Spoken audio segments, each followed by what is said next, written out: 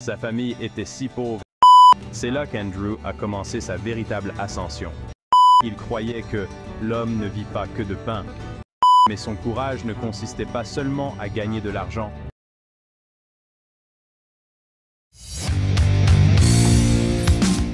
Imaginez grandir dans une minuscule chaumière d'une seule pièce en Écosse, l'air saturé de l'odeur de l'entreprise de lin en déclin de votre père. C'est ici que commence l'histoire d'Andrew Carnegie, un garçon né dans la pauvreté, qui deviendra l'un des hommes les plus riches de l'histoire. Comment a-t-il réussi? Plongeons dans le parcours courageux de Carnegie. Dès son plus jeune âge, Carnegie n'était pas étranger aux difficultés. Sa famille était si pauvre qu'à l'âge de 13 ans, il devait travailler 12 heures par jour à changer des bobines de fil dans une filature de coton, pour un maigre salaire de 1,20 $ par semaine. Mais même dans le fracas assourdissant des machines, Carnegie nourrissait des rêves plus grands que les murs de cette usine. Après avoir déménagé en Amérique, terre d'opportunités, l'esprit implacable de Carnegie n'a pas faibli. Il a commencé comme garçon de bobine, puis comme messager télégraphique, apprenant lui-même le code Morse, ce qui l'a rapidement conduit à un emploi à la Pennsylvania Railroad.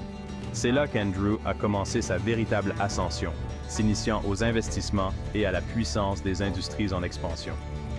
Ce qui distingue véritablement Carnegie, c'est son engagement inébranlable envers l'auto-éducation et l'amélioration de soi.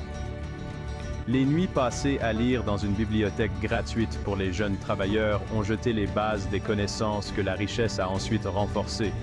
Il croyait que l'homme ne vit pas que de pain, et sa vie en était un témoignage. En investissant dans les chemins de fer, les ponts et finalement l'industrie sidérurgique, le sens des affaires de Carnegie a explosé.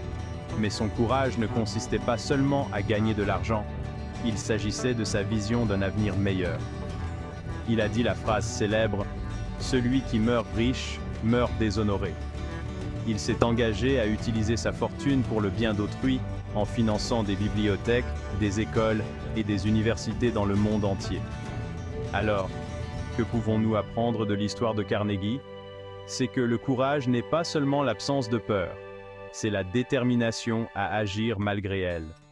Il s'agit de rêver grand, de ne jamais cesser d'apprendre et d'utiliser son succès pour élever les autres. Peu importe d'où vous partez, votre courage et votre détermination définissent où vous irez.